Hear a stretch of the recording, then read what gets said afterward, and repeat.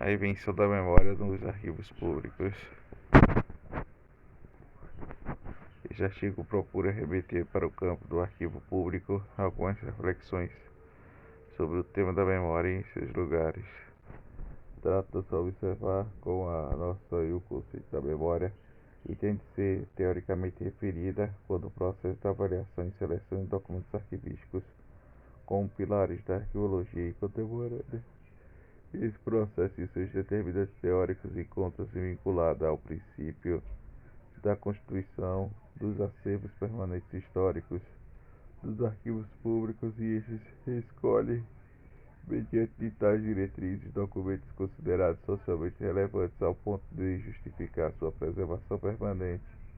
Buscou-se, portanto, visualizar o processo da avaliação dos documentos à luz da sua racionalidade como recurso técnico, considerando-se também a sua dimensão política. Verificou-se ainda o percurso histórico dos arquivos da arqueologia, considerando algumas especificidades. Em caso brasileiro, priorizando-se os arquivos públicos, dada a sua trajetória como territórios dos quais são fundadas essas experiências, configurando-se como base da sua teorização do processo.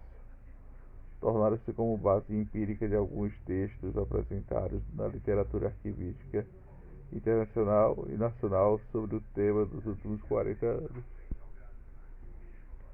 Memória e patrimônio histórico-cultural.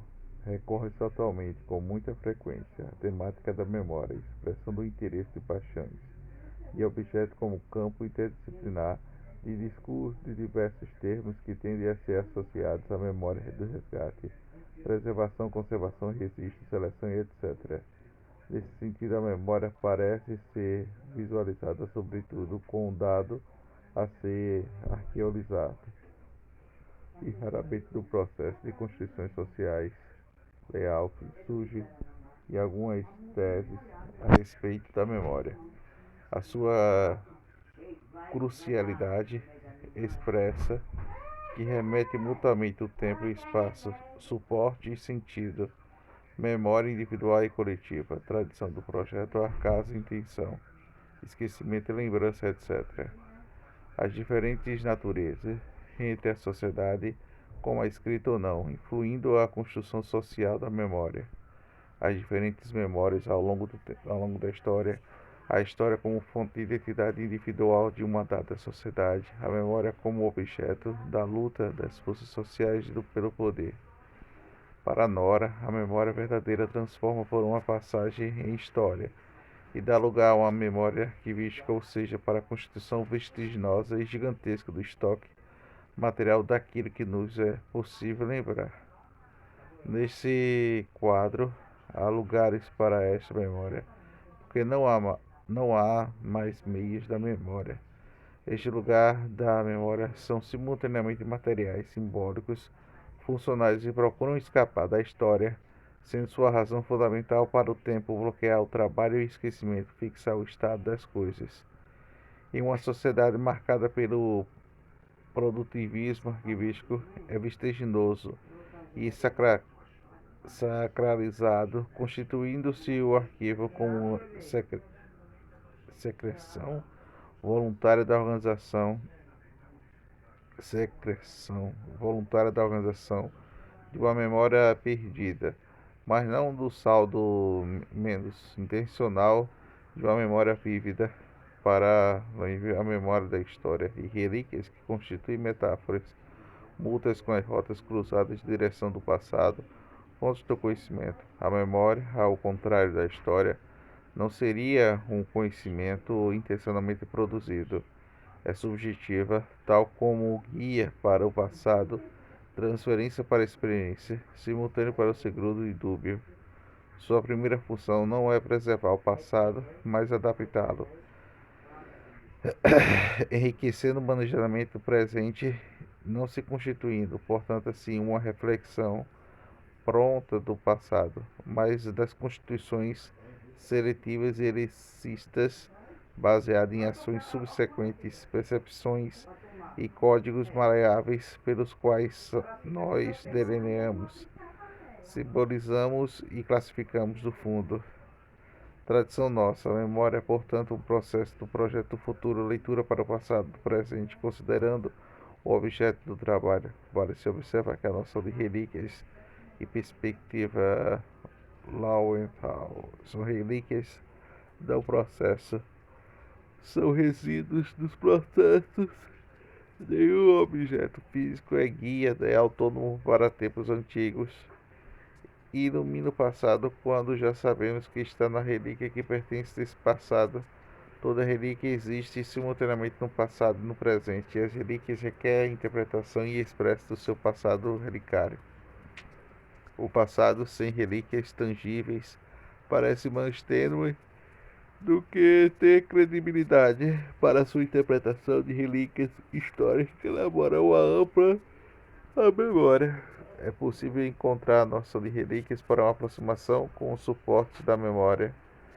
Menciona os documentos e monumentos como materiais de memória coletiva, referenciados das funções das suas características.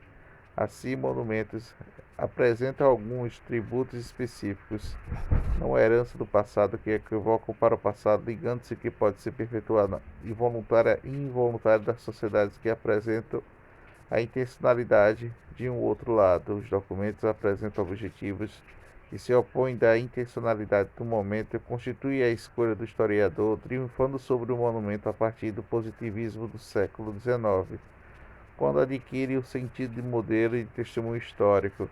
A crítica à noção dos documentos e pela escola de Anuários possibilita a tese que sua utilização pelo poder de transformando o monumento. Cabe reconhecer que em todo documento é um monumento. Não existe documentos objetivos em núcleo primário. O documento é um monumento, resulta nos esforços das sociedades para impor o seu futuro, voluntaria ou involuntariamente determinado para a imagem e próprio. Nos limites não existe documentos de verdade, todo documento é mentira. Ao mesmo tempo que é verdadeiro e falso, porque os monumentos, todos os documentos, antes de tudo, é uma montagem que deve ser desmontada, é uma construção que deve ser estruturada, analisando suas condições de produção. O documento monumento deve ser estruturado como um instrumento de poder. A partir do século XIX, o interior do projeto do Estado Nacional desenha-se das concepções da memória e que inventando tradições para a nação que reserva para o passado comuns aos seus integrantes. Noções do patrimônio histórico e cultural insere-se nesse processo pelo qual o Estado organiza mediante a criação de um patrimônio comum de identidade própria. Dá para girar a cama lá, Carla, para tu parar de respingar? A construção desse monumento pressupõe registros dos monumentos, valores conforme neles são historicamente produzidos, postos por circulação, conciliando e descartados, referindo-se das dimensões cognitivas, formas adjetivas pragmáticas como tal patrimônio político de natureza. Segundo Amarantes, o caso brasileiro de aspectos e técnicos tem denominado as discussões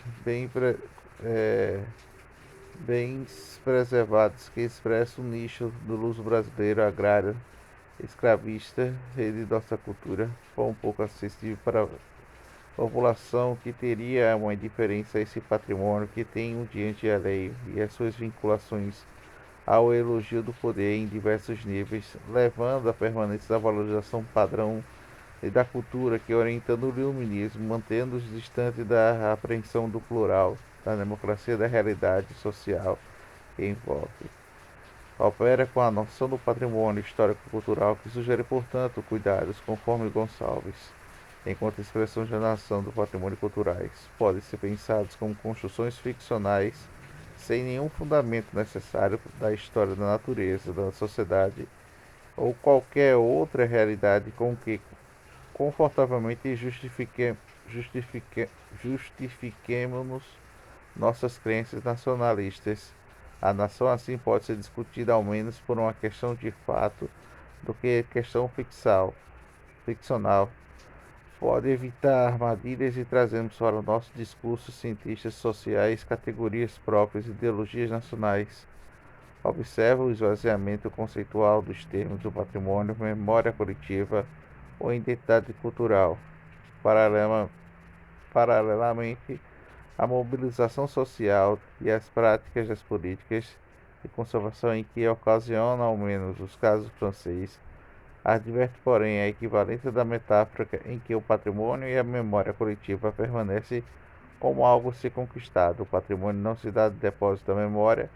Se reduzisse como tal coisa, caberia sendo um dos obstáculos do movimento da memória. Essas considerações remetem-nos à singularidade da informação arquivística e dos termos que esta avalia e selecionada sobre a lógica do seu gerenciamento, à medida que a informação arquivística torna-se menos utilizada ao longo do processo decisório, tende-se a eliminá-la e conservá-la temporariamente. Arquivos intermediários administrativos pela própria agência produtora e pelas instituições arquivísticas. Para tal, considera-se possibilidades do uso de eventual informação pelo organismo produtor ou sua condição de documento de valor permanente. Esta configuração chegaria, segundo a Unesco, 10% de documentos produzidos em arquivos permanentes após submetidos a um processo de avaliação-seleção e inicia a fase corrente, ou seja, ainda nos órgãos administrativos públicos, embora a norma estabelecida de guarda de instituições arquivísticas públicas justificasse em dois aspectos: de um fator de função de uso desses documentos para pesquisa científica e em outro, o fator do testemunho e ações do Estado que garantiria o direito do cidadão, com a frequência que essas práticas buscam legitimar-se no discurso de preservação do patrimônio histórico da democratização da memória nacional. Arquivo e memória. As associações de arquivos e memória recorrem ao pensamento nas práticas arquivísticas desde a alta antiguidade. O homem demonstrou a necessidade de conservar sua própria memória, inicialmente sob uma forma oral e depois sob a forma de grafite e desenhos em fios de graça do sistema codificado. A memória, assim registrada, conservada, constituiu-se e conservada, constituiu ainda uma base de toda a atividade humana, resistência do grupo social que teria sido possível sem um registro de memória, ou seja, sem arquivos. A vida não existiria, ao menos sobre a forma que nós conhecemos, seu ADN, ou seja, a memória genética registrada em todos os primeiros arquivos. Não é incomum esse discurso de naturalizantes sobre os arquivos, envolvendo inclusive a noção de memória como dado arqueologizável privilegiado nos arquivos. Mas não é apenas as células do ADN que existem em arquivos. Também tem o sistema nervoso do homem, que é o arquivo, e a a locomoção do fulano do arquivo, que tem, pois, a sua contrapartida em nossos organismos. A memória humana, também organizada em fichas e pastas, são neurônios, onde é gravada tudo o que acontece na vida, ao despertar da consciência, que dizem os dicionários de memória, faculdade de reter, conservar e adquirir ideias, impressões, imagens, conhecimentos obtidos anteriormente, exatamente como no arquivo. Em alguns indivíduos de recuperação tão fascinantes são as chamadas memórias de elefante ou de anjo. Em outros, a recuperação se faz lenta ou imperfeitamente. São memórias de galo, mas esse haverá um arquivo completo em toda a memória utilizável e não o segundo em qualidade de memória. O corpo da metáfora da memória mostra-se um ilustrativo daquilo que alguns conhecem como memória nacional, no âmbito da qual os arquivos estariam localizados. E é preciso refletir um pouco sobre o conceito da memória nacional para que guardados os depósitos do saber não só o Museu Nacional, A Biblioteca Nacional e o Arquivo Público são órgãos regionais. A Memória Nacional são os não nos livros de trabalho da instituição do patrimônio histórico, enfim, todas as entidades ao longo do tempo que se ocupam do problema da trajetória histórica da nação. A memória nacional, portanto, não precisa ser procurada. O que precisa ser feito é pela dinamização da memória nacional. E aqui eu faço, de novo, o uso do sentido figurativo quando empresta uma ideia de memória ou fato qualquer, em geral. Há uma tendência a se tornar isso como juntar ou guardar alguma coisa que reter. Isso parece insatisfatório. Eu prefiro o conceito biológico de memória. Guarda, reter, em seguida para mobilizar e devolver. Os arquivos constituem a memória como organização qualquer que seja a sociedade de uma coletividade, uma empresa ou uma instituição, vistas a harmonizar o seu funcionamento e gerar o seu futuro. Existem porque a necessidade de uma memória registrada, tal como os arquivistas devem contar com o apoio de historiadores para trabalhar a definição da mesma, arquivos de lugar de elaboração e conservação da memória coletiva. Curtir.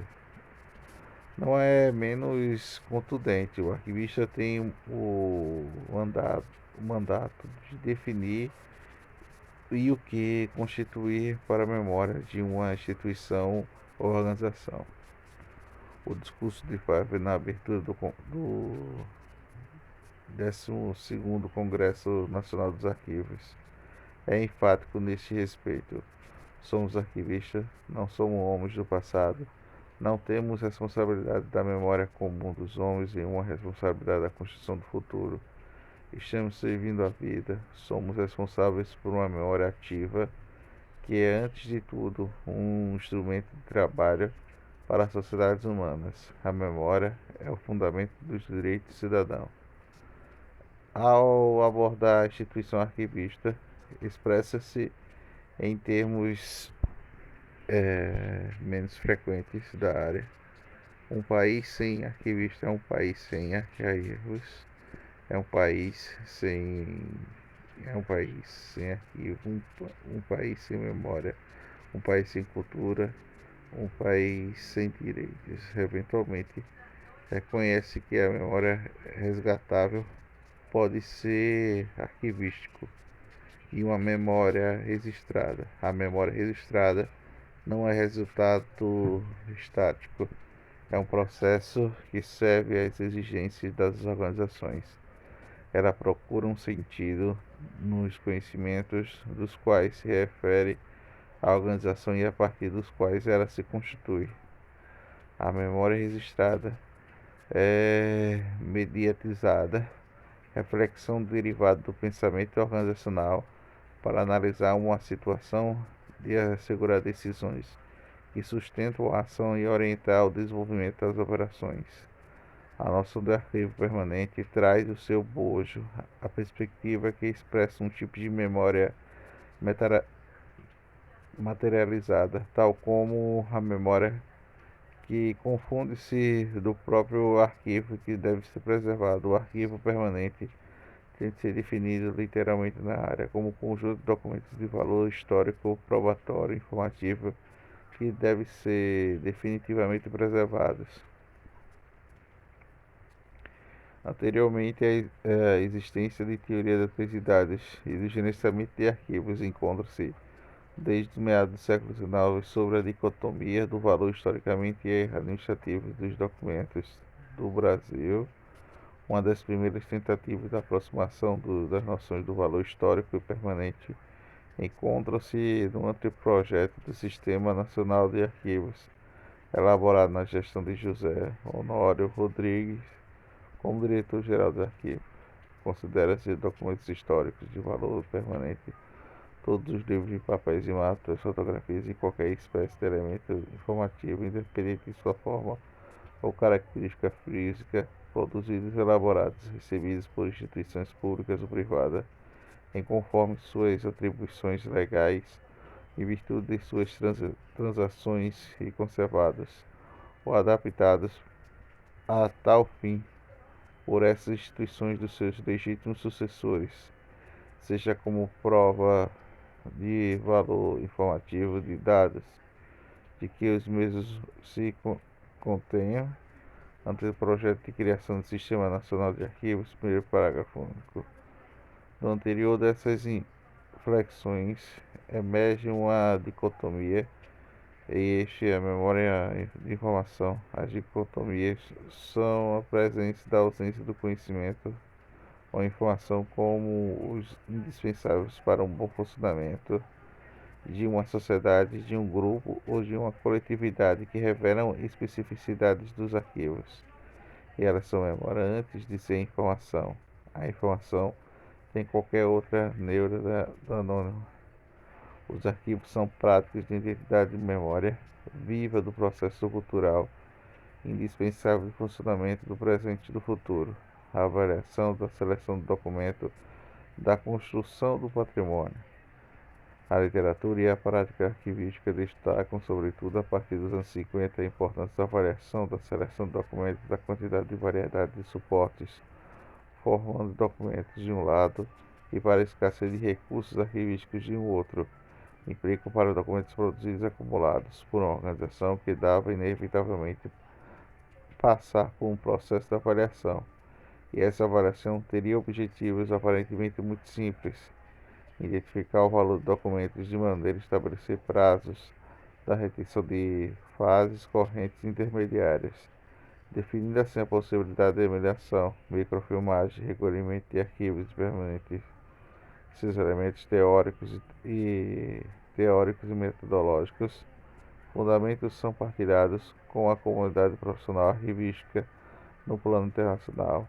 A prática de tal decorrentes encontra-se, porém, na retenção direta de diferentes tradições administrativas e arquivos, como, por exemplo, aquelas universais e anglo-saxônico e ibero-americano. Cabe ressaltar que a teoria e a prática da avaliação encontram-se na sua base histórica nos países anglo-saxônicos. Os conceitos norteiam a avaliação: primeiro, valor primário, secundário de documentos. O valor primário refere-se a aspectos gerenciais dos documentos e da demanda do uso de receber por conta do administrativo produzir e detectar o valor primário, documentos como tal, identificar o seu potencial e uso do âmbito do processo decisório, considerando as suas dimensões gerenciais, legais e financeiras. O valor secundário respeita a possibilidade da utilização de documentos por usuário que procuram por razões distintas e posteriores àquelas do seu produtor. Um registro civil, documento de recrutamento militar, por exemplo, que contém, independente de motivos pelos quais foram gerados, informações sobre a alfabetização, do nível cultural, do estado de saúde da população. A literatura tende a considerar que o valor secundário mais relativo do que o primário. A apreciação atribuída aqui hoje sobre o interesse ao longo dos certos documentos em função do conhecimento e temas de pesquisas atuais não está a salvo com o valor secundário, que apresenta sempre um valor informativo, ou seja, derivado das informações contida dos documentos oficiais relativos aos assuntos que tratam de repartições públicas e de informações ali existentes sobre os próprios repartições.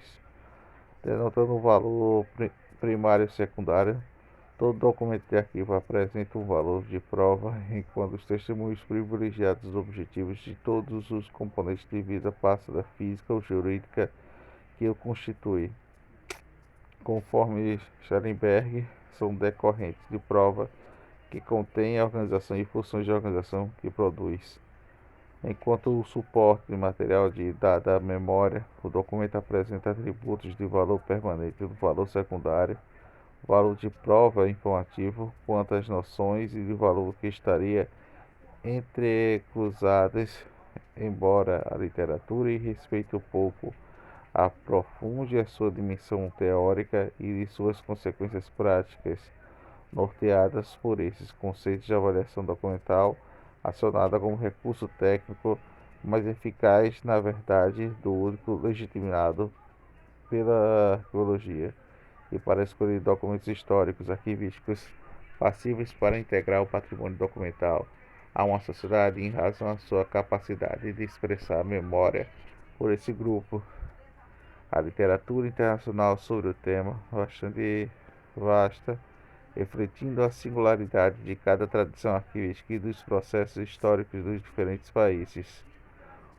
O receituário básico daí decorre e estaria referindo à noção da memória, embora esta pouca problemática, com a relevância teórica da literatura sobre a avaliação dos documentos.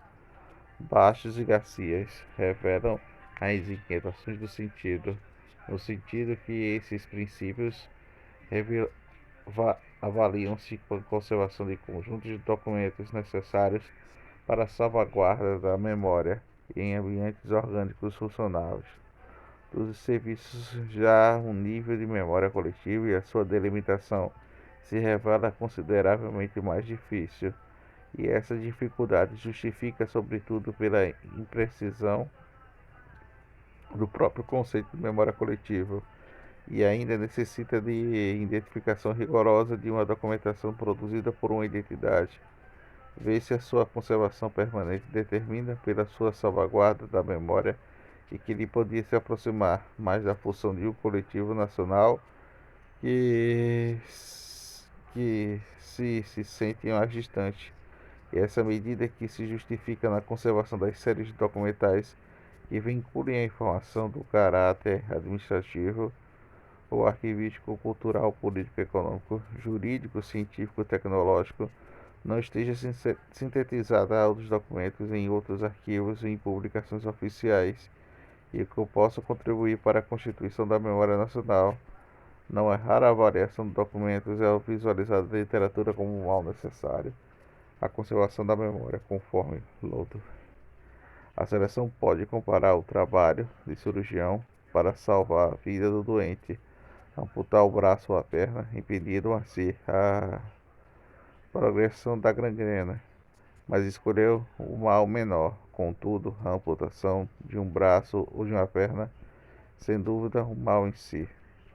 Os arquivos públicos no Brasil e na América Latina, especificamente no Brasil, a precariedade da organização dos arquivos públicos, o uso social incipiente da informação governamental expressa a trajetória das suas administrações públicas, bem como suas condições políticas, econômicas e sociais. Os arquivos públicos latino-americanos na região, sobre objeto de emergência da nação, instituições que foram consideradas arquivos históricos e, portanto, repositórios da memória, tida como forjada de uma identidade nacional. Isso implicou para o desenvolvimento dos arquivos públicos e serviços arquivísticos periferizados na administração pública, incapazes de fornecer informações suficientes para a pesquisa científica e tecnológica e na sociedade como um todo.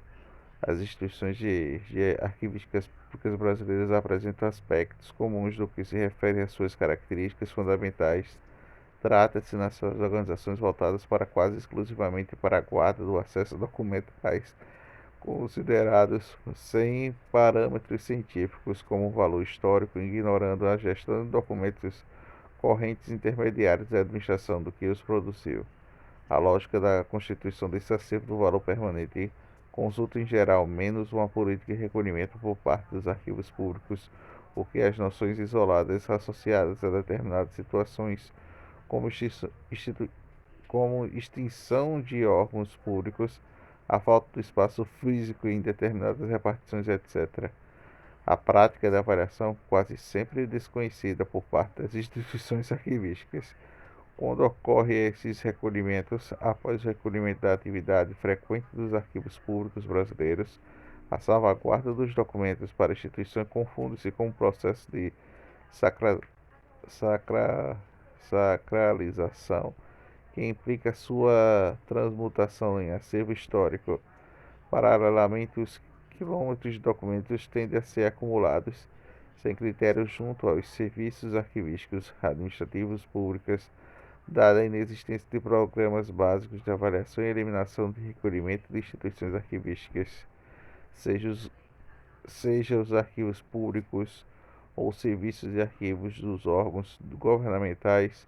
A ausência de padrões de gerenciamento de informação, somada às limitações dos recursos humanos, materiais e tecnologias que resultam em deficiência do processamento técnico, a não se desenvolver da interação inerente do corrente do ciclo de informação arquivística. Ambas instâncias organizacionais tornam-se desvinculadas do processo do poder decisório governamental. Por outro lado, as restrições de consulta e as condições de acesso físico e intelectual dos arquivos limitam consideravelmente a sua utilização do administrador público do cidadão. O acesso ao cidadão à informação governamental com objetos científicos na comprovação de direitos que mostram-se, portanto, extremamente limitados. Considerações finais.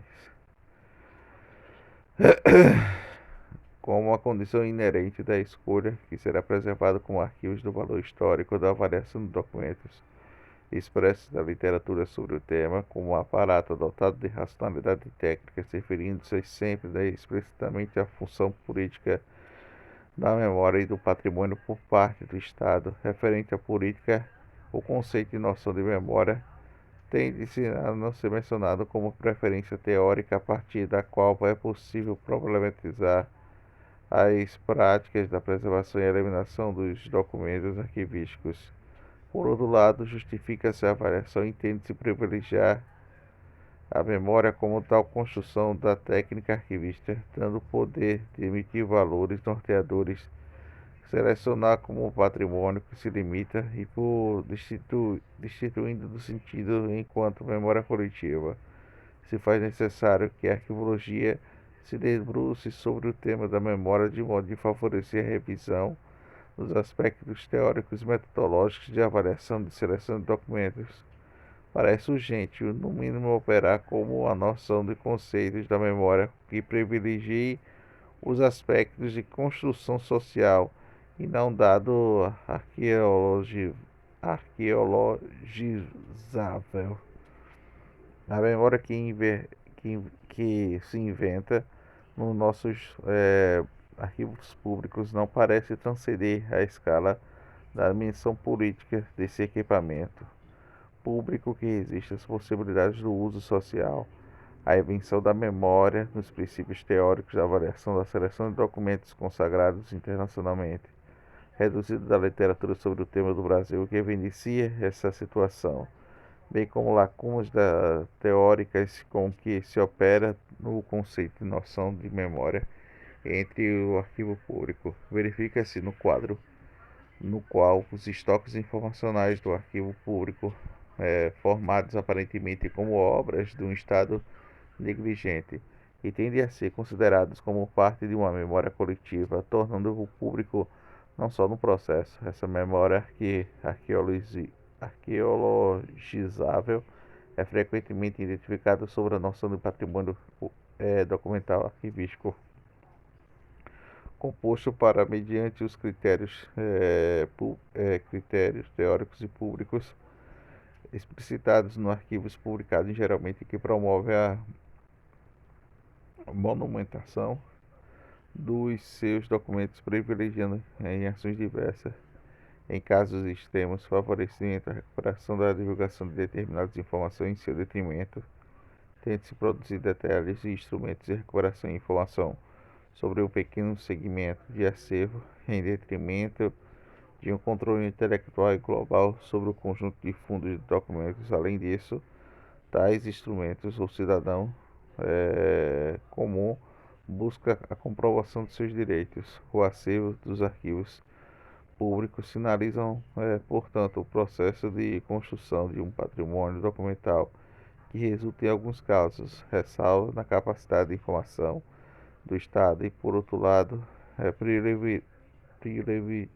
privilegiam a transparência da informação mediante escassos e conjuntos documentais que monumentalizados são disponibilizados para o cidadão e os fazem sob a perspectiva de exercerem uma função pública tomada neutra a partir de públicas informacionais que têm de ser consideradas não menos neutras pelos seus agentes. A própria memória resgatada é visualizada e neutra.